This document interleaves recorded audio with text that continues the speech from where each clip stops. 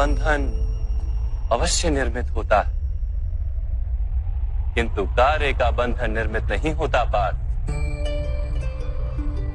तुम्हें कर्म और कार्य के बीच क्या भेद है, ये जानना आवश्यक है। सभी कर्म कार्य, किंतु सभी कार्य कर्म नहीं। कर्म उस कार्य को कहते हैं जिसके साथ फल की आशा जुड़ी। मनुष्य जब भी सुख की, संपत्ति, प्रशंसा की आशा रखकर कोई कार्य करता है तो वो उस कार्य के फल से बंध जाता है। जब किसी कर्म को फल की आशा से किया जाए तो उसे सकाम कर्म योग कहते हैं, और जब किसी कर्म को बिना किसी फल की आशा से किया जाए तो उसे निष्काम कर्म योग कहते हैं। इसी कारण से उसे बार बार जन्म लेना पड़ता है। वास्तव में मनुष्य को कोई कर्म नहीं बांधता, कर्म से जुड़ी आशाएं उसे बांधती।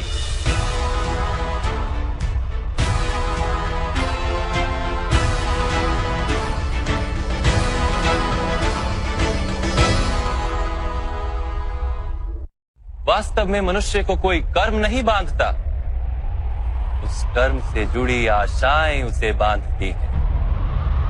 वो कैसे माधव?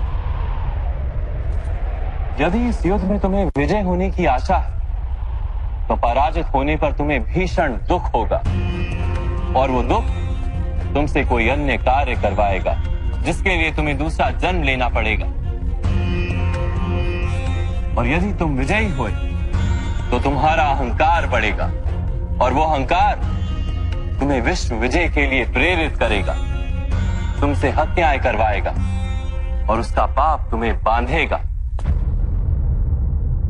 विचार करो, यदि तुम्हें इस युद्ध में ना विजय का मोह और ना पराजय का भय,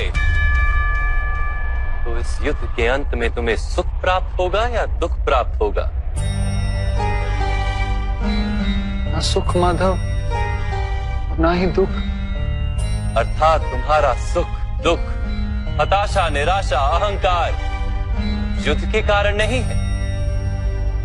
युद्ध के साथ तुमने जो आशाएं बांधी हुई हैं, उसके कारण है।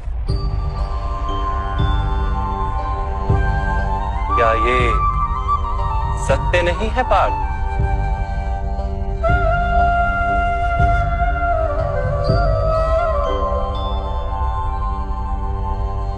सुख दुखे समे कृत्वा लाभा लाभो जया जयो ततो युद्धाय युज्यस्व नैवं पाप मवाप्स्यसि।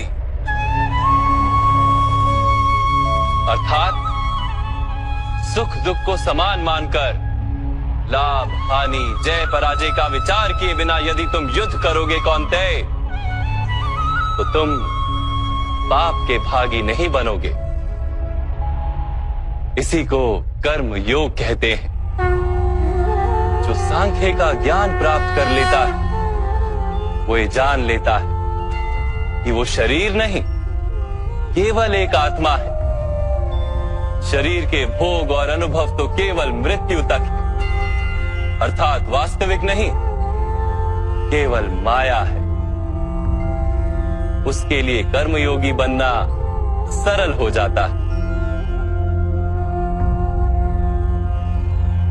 परंतु माधव, यदि कार्य से बंधन निश्चित है तो क्या संसार का त्याग करके संन्यास लेना उचित नहीं?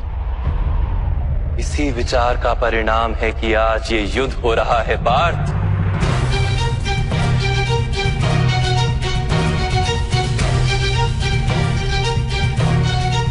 विचार करो, जब सत्व गुण से भरे धर्म को जानने वाले लोग कर्मों का त्याग करते हैं, तब अधर्म से भरे लोग भी संसार को चलाते हैं।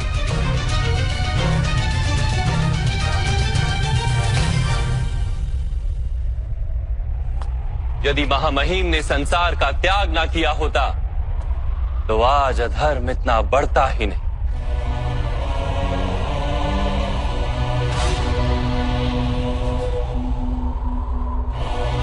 और तुम्हारे पिता ने यदि संन्यास ना लिया होता तो आज भ्राता युधिष्ठिर सुख से राज कर रहे होते।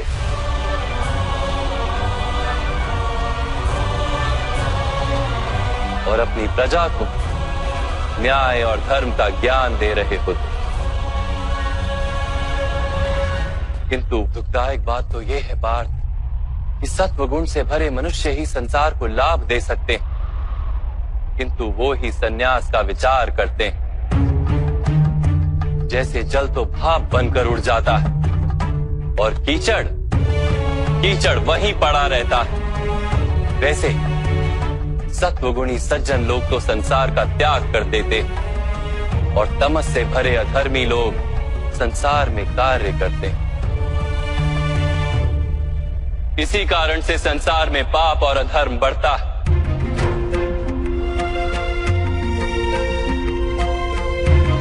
किंतु कर्मयोग इस विचित्र स्थिति से सारे संसार का रक्षण करता है। कर्मयोगी फल की आशा का त्याग करता है, किंतु कर्मों का त्याग नहीं करता। वो इसी संसार में रहता है सन्यासी की भांति, सारे कार्य करता है किंतु उनमें लिप्त नहीं होता। कर्मयोगी अपनी संतानों से, स्वजनों से, अपनी प्रजा से कोई अपेक्षा या आशा नहीं रखता। स्वयं उसे संन्यास का लाभ होता है, किंतु समाज को संसारी की भांति लाभ देता। मनुष्य अपनी संतानों के सुख के लिए श्रम करता है माधव। अपनी संतान से सुख की अपेक्षा कैसे न रखे? मनुष्य अपनी संतानों के लिए जो भी करता है वो व्यापार है या प्रेम पार? प्रेम माधव। तो फिर अपने कार्यों के प्रति फल की इच्छा क्यों पार? भविष्य का लाभ तो व्यापार में देखा जाता है, प्रेम में नहीं। जो मनुष्य अपनी संतानों का चरित्र निर्माण उचित रूप से करता है, संतानों को प्रेम और धर्म के संस्कार देता है, उसकी संतानें भी मनुष्य को प्रेम और सुरक्षा अवश्य देती। संतानों के कर्म, स्वजनों के व्यवहार उनके कर्म है पार, और जब उनके कर्मों पर हमारा कोई अधिकार नहीं होता तो उनसे आशाएं और अपेक्षाएं रखने का क्या प्रयोजन? यदि गहन विचार करोगे पार्थ तो शीघ्र ही ये जान लोगे कि जीवन में ऐसा कोई कार्य नहीं है जिसके साथ आशाएं और अपेक्षाएं जोड़ना अनिवार्य हो। जब सृष्टि ही परमात्मा है और मनुष्य स्वयं परमात्मा का अंश है, तो सारे कार्य परमात्मा ही करते हैं। मनुष्य स्वयं कुछ नहीं करता। यही कर्मयोग का मूल सिद्धांत है पार्थ।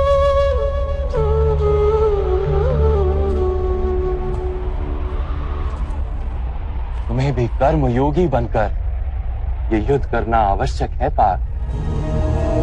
त्रिगुणिया विश्या वेदा निस्त्रिगुण्यो भवार्जुना निर्द्वंद्वो नित्य तत्वस्थो निर्योग क्षेम आत्मवान।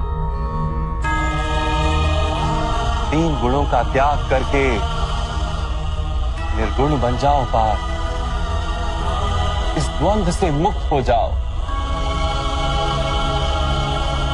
सदा सत्व अर्थात परमात्मा में बुद्धि लगाकर कर्तव्य का वहन करते रहो। कुछ प्राप्त करने की इच्छा और कुछ प्राप्त किए हुए का रक्षण करने का विचार त्याग दो पार्थ, और अपनी आत्मा को स्वतंत्र कर।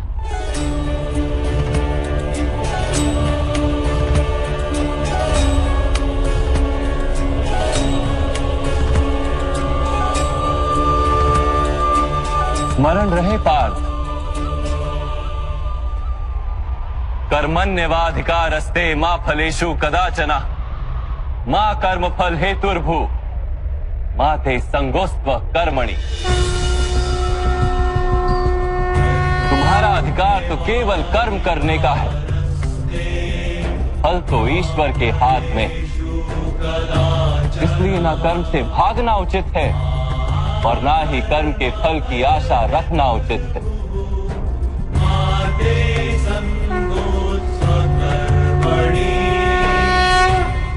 जो फल का त्याग कर दे परंतु कर्म का त्याग ना करे, ऐसे कर्म योगी को कैसे जाना जा सकता है माधव?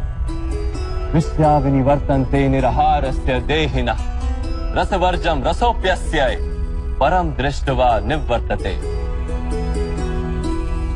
सुनो पार्थ, जो स्वाद से छूटने के लिए भोजन का ही त्याग कर देता है, वास्तव में उसके मन से स्वाद की लालसा कभी जाती ही नहीं। उसे दोहरी हानि होती है।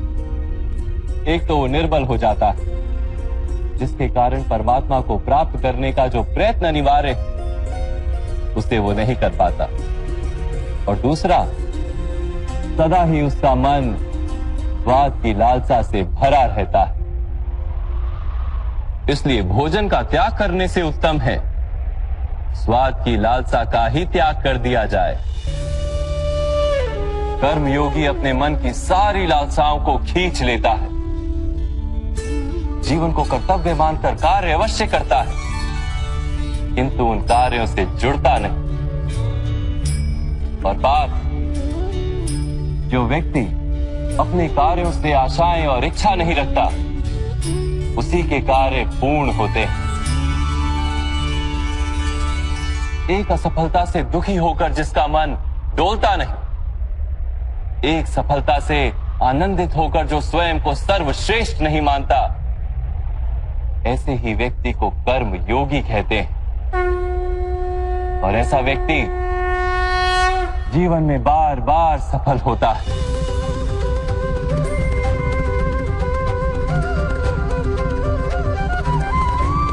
ध्यायतो विषयान पुंसः संगस्तेषु पजायते संगात संजायते कामा कामात् क्रोधोऽभिजायते क्रोधात् भवति सम्मोहः सम्मोहात् स्मृति विभ्रमः स्मृति भ्रंशात् बुद्धिनाशो बुद्धिनाशात् प्रणश्यति। फल की आशा से कामना प्रकट होती है, और कामना का तो स्वभाव है असंतुष्ट रहना। असंतोष से क्रोध उत्पन्न होता है, और क्रोध से मोह जन्मता है। मोह के कारण व्यक्ति आचार और व्यवहार का ज्ञान ही भूल जाता है। ज्ञान के जाने से बुद्धि चली जाती है, अनुचित प्रकार के कार्य होने लगते हैं, और समाज ऐसे व्यक्ति का शत्रु बन जाता है, और अंत में ऐसे मनुष्य पूर्णतः पतन हो जाता है।